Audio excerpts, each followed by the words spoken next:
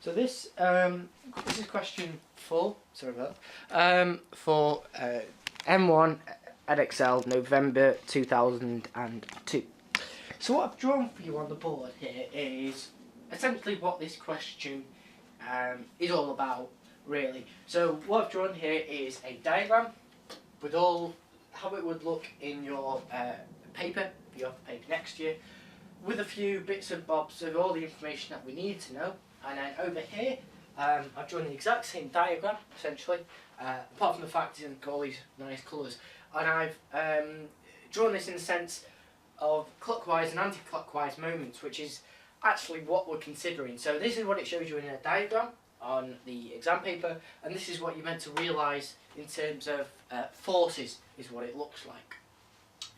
Okay, so it's in essence what we're asked to find in this question, in part A, is find out what the value of x is. Now we're told the plank, and for one of the first times in my life, I'm not talking about personally in that sense, I'm talking about this plank, it's x metres. Now we don't know what x is. As I said, x is a number, a constant, doesn't change. Unless you start breaking this and gluing it together and, you know, whatever. So, what we're going to do is we're going to assume, at the moment, always for a moment's question, we're going to assume you're at a point on the plank, or on the level field. And from this point, we're going to assume we're at C. From this point, we're going to look at different forces that are going to be acting on us. So, one that pull us clockwise and one that pull us anti-clockwise. Now what you always do is, so if we are starting at point C, when we're on the left hand side, so when we're starting at point C, this 90 newtons, that's the reaction force at C. So that's SC, or you could say that's reaction force at C, RC. So we're going to talk about them being relative to the point A. Okay, so, well, the first force, I mean, you know, the force at C. So this, what we need to do is look at the clockwise and anti-clockwise moments.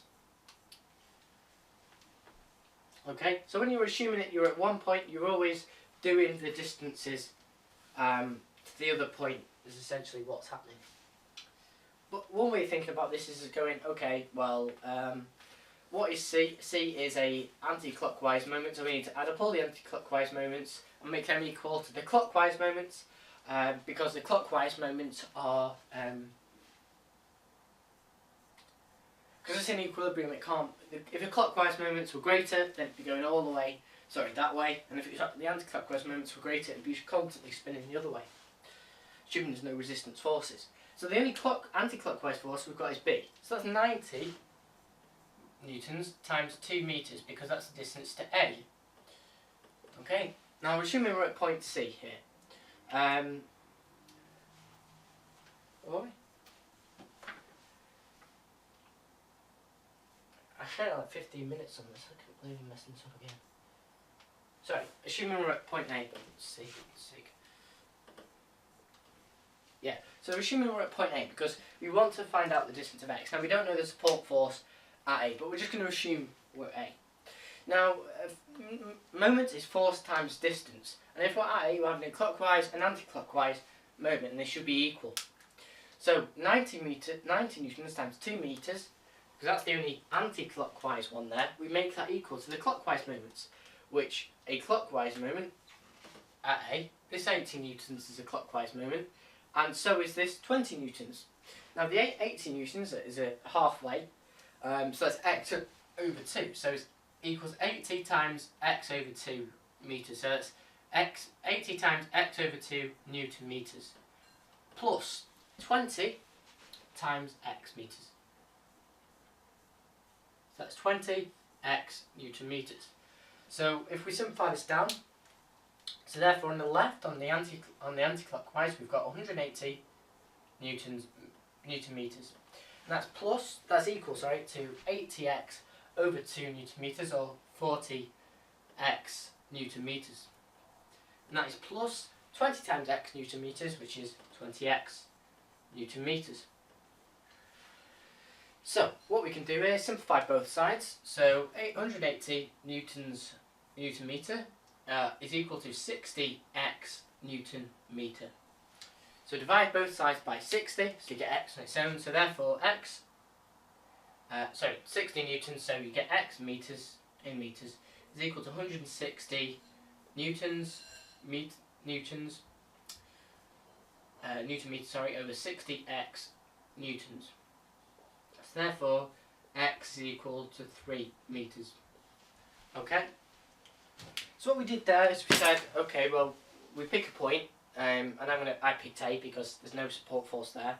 Well, there is, but we're not considering it. So because we're at A, and at a point the support force is a balance, so the anti-clockwise moments equal the clockwise moments. The only anti-clockwise moment is C. So C. So we're doing this relative to A because we're at point A. So it's 90 times 2 meters, so 90 newtons times 2 meters, distance between them, is equal to 80 times x over 2, which we don't know what x over 2 is yet, plus 20 times x meters, which is the length of the pole or plank, and then we simplified it down. So 180 newtons, so the anti-clockwise moment equals the clockwise moment, so therefore 180 newton meters equals 60 newtons times 60 newton meters times 60 newtons times x meters.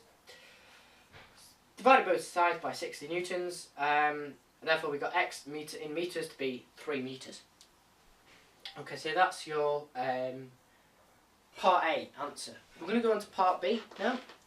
So I'd keep that on the board there for you. So I'm just going to sort of corner it off. And if we do need to rub it out, we can do. So going to part B now. Part B says, state how you have used the model of the rock as a particle. Now I don't really need to actually write this down, I'll just go through it. So I'll just leave out. I'll put B and then I'll put next to B, I'll put C, mark scheme. Now if you can't be bothered to look into the mark scheme, I'll just tell you what it is. So on the mark scheme, it's quite simple. Just says, by having a weight act at B. So just to remind you, the question said, state how I've used the model of the rock as a particle.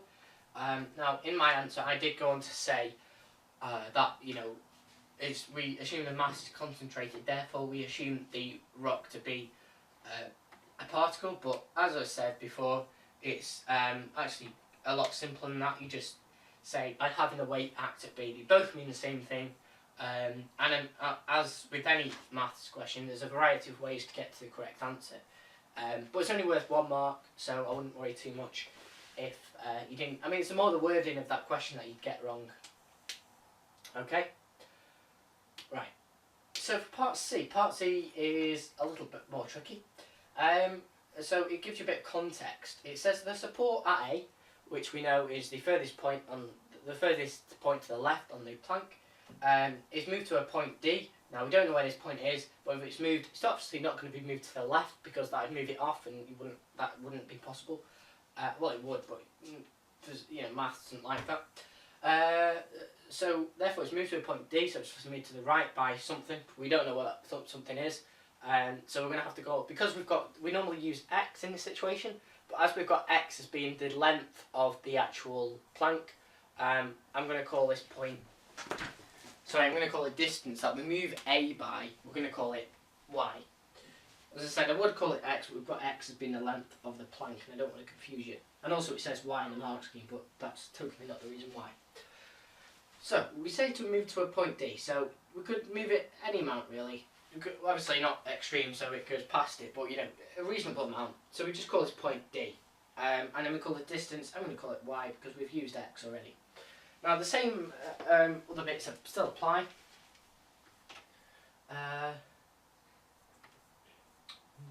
Right, so the same parts still apply. So we've still got the weight acting at x over 2, distance of x over 2. We're still told that's and we're still told that's 80 newtons. The weight of the plank hasn't changed. C hasn't moved, so we're still going to call this point C. but obviously there's support forces at C and D, so we'll just draw the arrows on and put SD, so the support force at D. I could have put RD, but just like to confuse you, keep it constant. So that's SC and SD.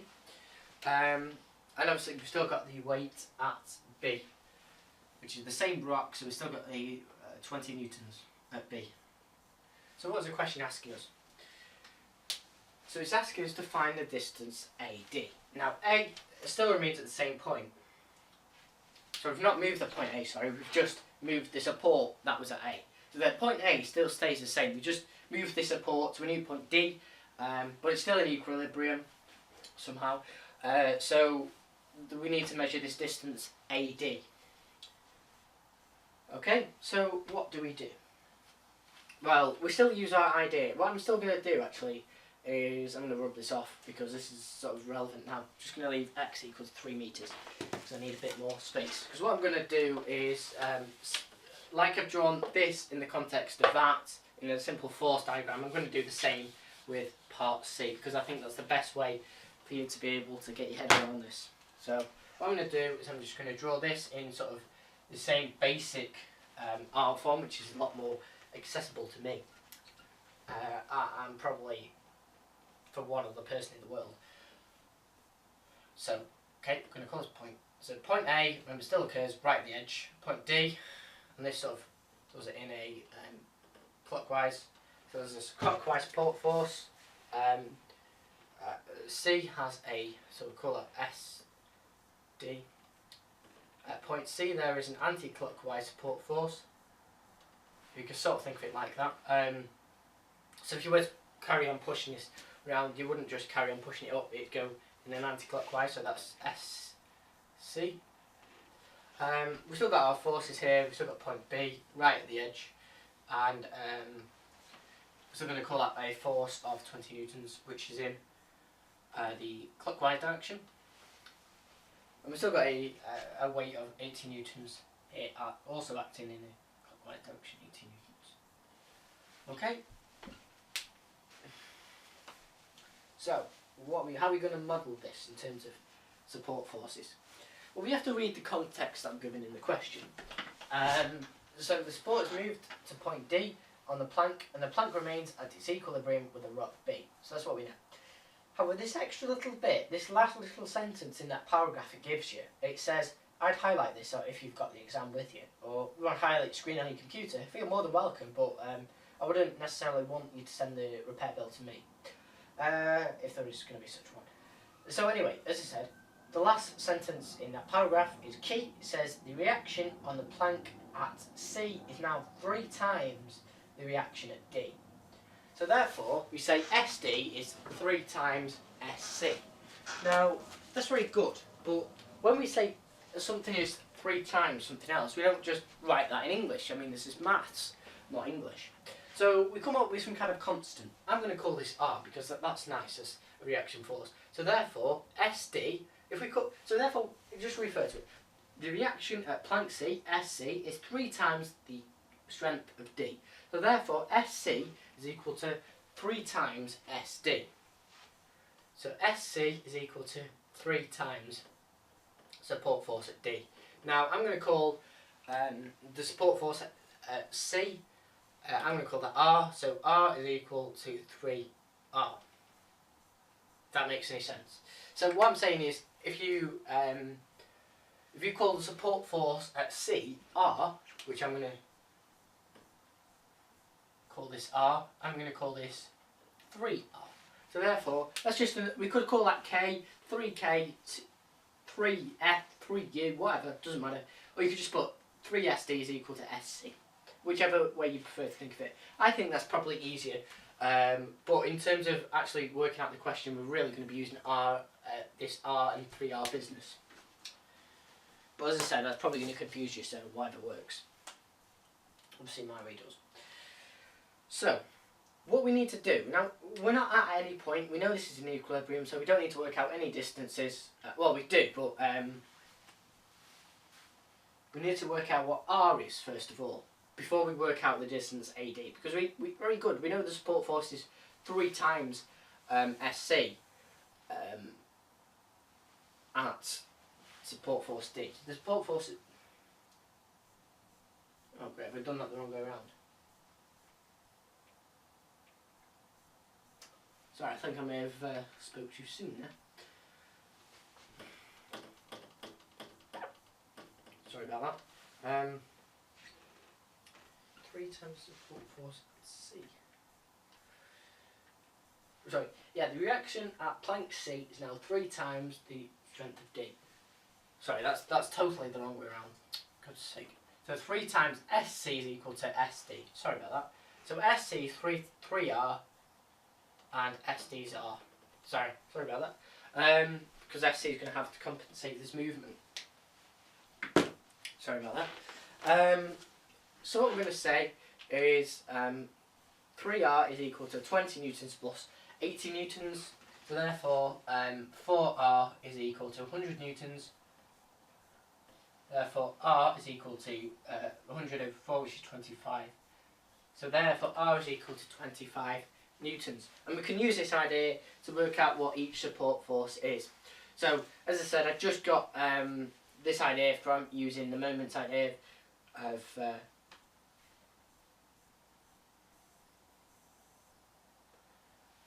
I don't want to go... Hopefully you see where that's come from. If you don't, just comment and I'll try and explain it. But I really hope that you get that. As long as you get that, that's the main thing, really. So anyway, R is just 25 newtons. There's not really any other way you could go about this question. So if you didn't get that step, you're a bit mullered. Anyway, so...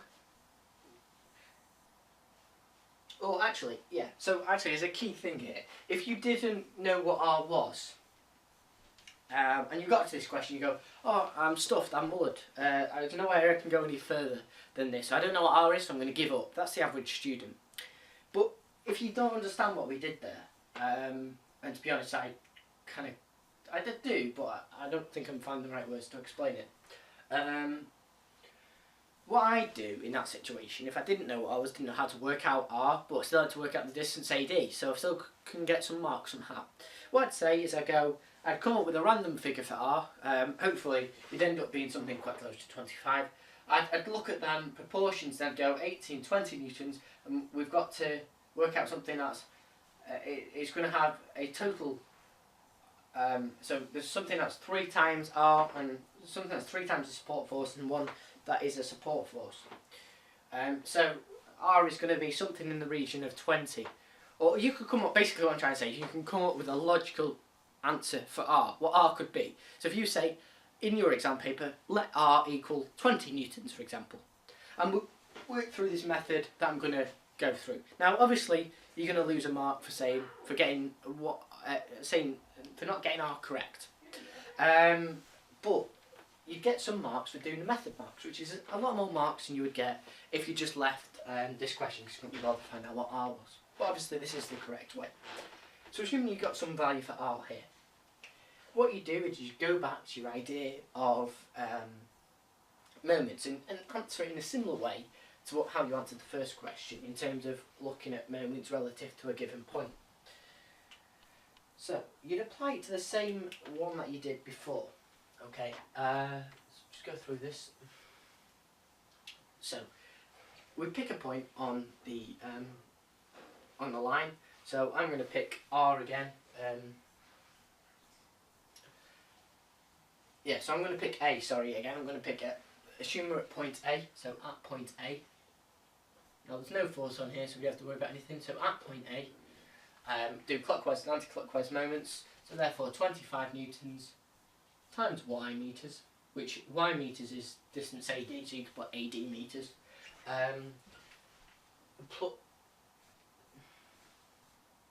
plus 75 newtons times 2. Now we've got 75 newtons times 2, because 3 times 25 is 75, and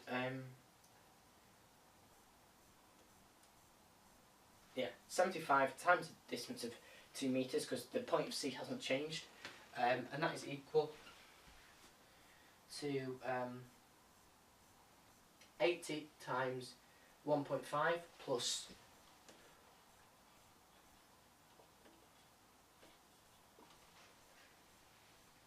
20 newtons times 3. Because we know the length of x is 3, so therefore the whole length of this plank is 3.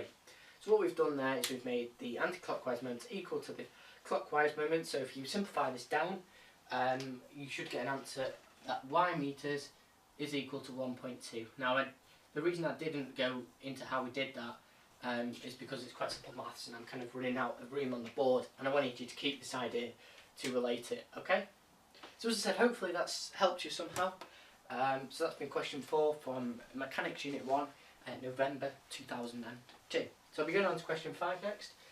Question 5 is just really using the force equals mass times acceleration. It's quite a nice one actually, because we do go through some key bits, but I'm going to leave that to the next video. So thanks for watching, and hopefully we'll see you alive in the next video.